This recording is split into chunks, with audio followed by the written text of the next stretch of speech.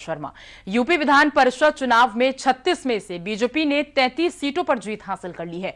इस चुनाव में समाजवादी पार्टी का सुपड़ा साफ हो चुका है। 2 सीट पर निर्दलीय और 1 सीट पर जनसत्ता दल के प्रत्याशी ने कब्जा जमाया है। आपको बता दें कि 36 सीटों पर अधिसूचना जारी हुई थी, जिनमें 9 सीटों पर बीजेपी निर्विरोध जीत चुकी थी। 27 सीटों पर 9 अप्रैल को चुनाव हुआ था और आज सुबह 8 बजे से कड़ी सुरक्षा के बीच ये मतगणना की गई है, जिसमें बीजेपी ने प्रचंड जीत हासिल की है।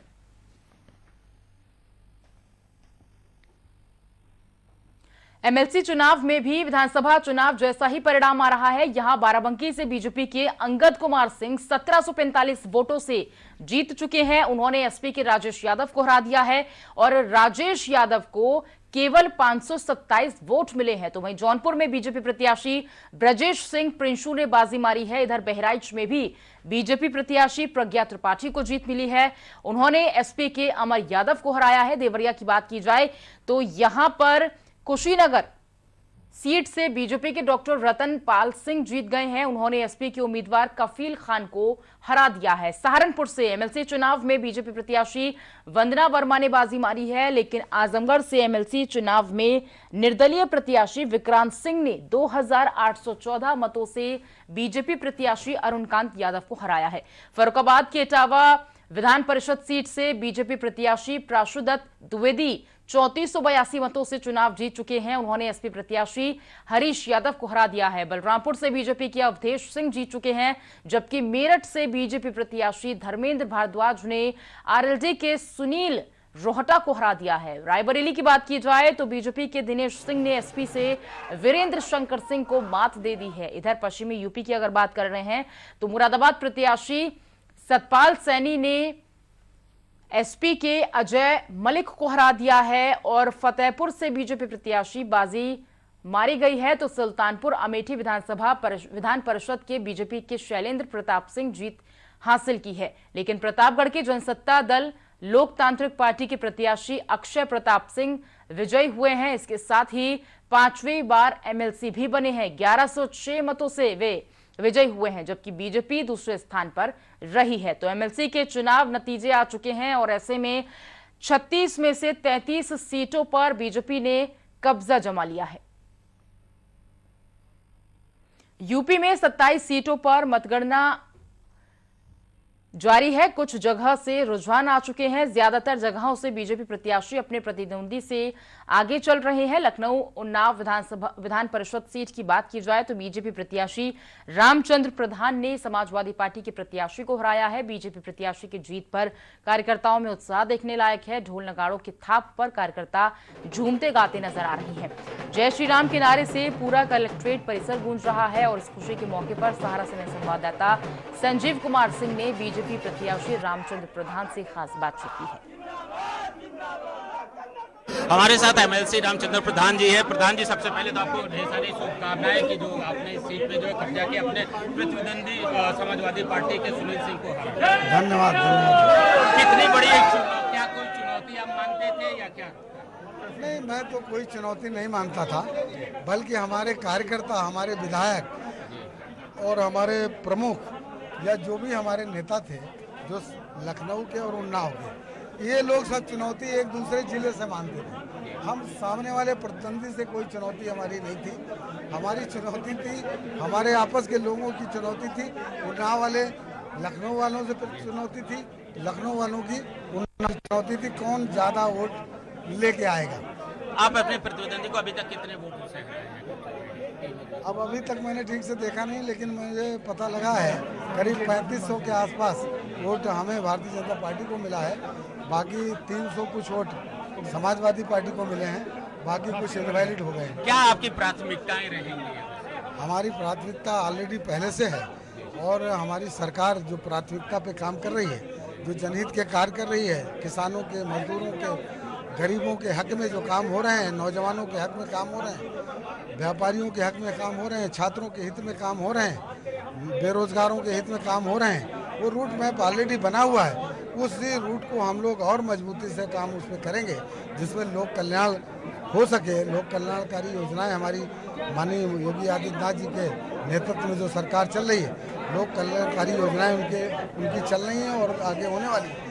उसको हम लोग आगे आगे काम करेंगे, आगे बढ़ाएंगे। 27 सीटों पे आज मतगणना हो रही थी, ज्यादा सीटें जो है भारतीय जनता पार्टी के गए हैं, लेकिन अभी भी जो है आजमगढ़ और बनारस की सीटें अभी आप देखते जाइए, अभी भी मुझे पूरा भरोसा है कि 27 की 27 सीटें भारतीय जनता पार्टी जीतेगी। ये थे रामचंद्र प्रधान जी, जिनका ये साफ कहना था कि वो 27 सीटों पे जो है भारतीय जनता पार्टी का कब्जा रहेगा और उनकी प्राथमिकता पहले से ही तय है। जनता की सेवा करना ही उनकी पहली प्राथमिकता होगी। सहारा समय के लिए लखनऊ से कैमरामैन सत्येंद्र राय के साथ संजीव सिंह। और ज्यादा जानकारी के लिए लखनऊ से संवाददाता संजीव सिंह हमारे साथ जुड़े हुए हैं। संजीव, समाजवादी पार्टी को पछाड़ दिया गया है विधान परिषद के इस चुनाव में। देखिए 33 सीटों पर बीजेपी ने कब्जा कर लिया है, ऑलमोस्ट क्लियर हो चुकी हैं तस्वीरें, और 3 ऐसे सीटें जिन पर एक पर राजा भैया की पार्टी ने कब्जा किया और 2 पर किया निर्दलीय प्रत्याशियों ने कब्जा। समाजवादी पार्टी एकदम खत्म हो चुकी है विधान परिषद की, अगर हम बात कर रहे हैं।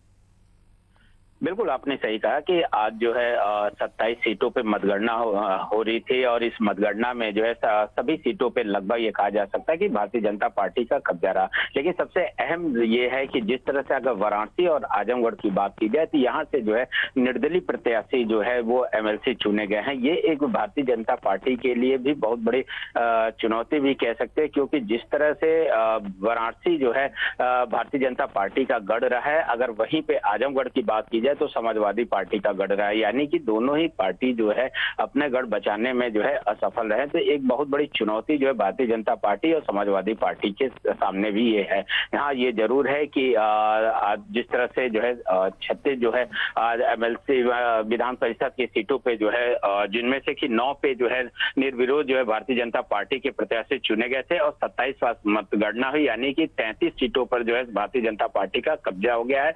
2 पे निर्दलीय यानी कि वाराणसी से जो है निर्दलीय जो प्रत्याशी हैं उनका कब्जा है। इसके अलावा जो है आजमगढ़ की बात की जाए तो वहां से भी जो है निर्दलीय प्रत्याशी ने कब्जा कर लिया, जबकि एक सीट पर जो है राजा भैया की पार्टी ने कब्जा किया है। और इस तरह ये कहा जा सकता है कि 100 विधान परिषद की सीटों में से करीब 66 सीटों पे जो है भारतीय जनता पार्टी का कब्जा हो चुका है, जबकि अभी 17 सीटों पे जो है समाजवादी पार्टी का कब्जा है। तो ये एक बहुत बड़ी उपलब्धि जो है भारतीय जनता पार्टी के लिए है। लेकिन जिस तरह से वाराणसी का सीट का जाना और आजमगढ़ की जो सीट है वो निर्दलीय के पाले में जाना भारतीय जनता पार्टी के लिए भी एक बहुत बड़ी चुनौती कि आखिर में वो सीट कैसे जो है दूसरे के पास चली गई, निर्दलीय प्रत्याशी के पास। तो इसलिए कहा जा सकता है इसको लेकर जो है भारतीय जनता पार्टी जो है एक मंथन भी करेगी। वहीं समाजवादी पार्टी भी जो है इस बात को लेकर मंथन कर रही है कि आखिर में क्या कमी रह गई कि जिसकी वजह से जो है सारी सीटें जो है समाजवादी पार्टी के हाथ से निकल गई। क्योंकि अगर लखनऊ और उन्नाव के विधान परिषद की बात की जाए तो पिछली बार जो है समाजवादी पार्टी के सुनील सिंह साजन के पास जो है ये एमएलसी का था, जबकि इस बार जो है भारतीय जनता पार्टी के पाले में आ गया है। तो ये कह सकते हैं कि समाजवादी पार्टी के लिए तो एक बड़ा झटका है ही, लेकिन भारतीय जनता पार्टी के लिए भी जो है वाराणसी और आजमगढ़ सीट का जानना जो है कहीं ना कहीं एक बड़ा झटका कह सकते हैं। और इसको लेकर जो है पार्टी के शीर्ष स्तर पर जो है इसका एक मंथन भी जल्द ही शुरू होगी। जी बिल्कुल, और देखिए मंथन बहुत जरूरी भी है समाजवादी पार्टी के लिए संजीव, क्योंकि देखिए एक भी जिले की हम देख रहे हैं कि कोई भी सीट समाजवादी पार्टी क्लियर करती नजर नहीं आ रही अब तक के जो हमने सारे रुझान देखे हैं, क्योंकि कई सीटों पर क्लियर हो चुकी हैं तस्वीरें।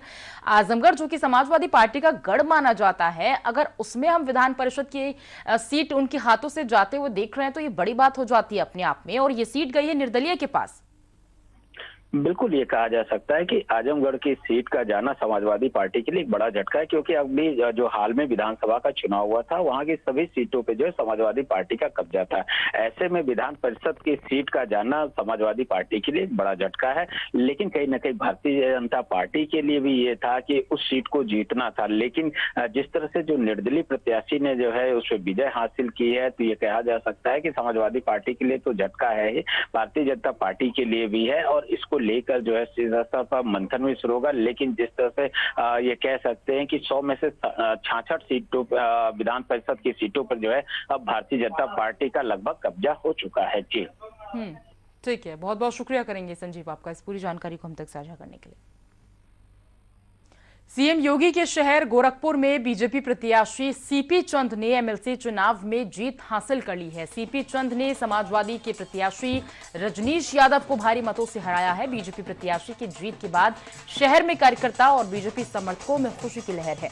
ढोल नगाड़ों की थाप पर कार्यकर्ताओं झूम झूम कर नाचते गाते नजर आए हैं।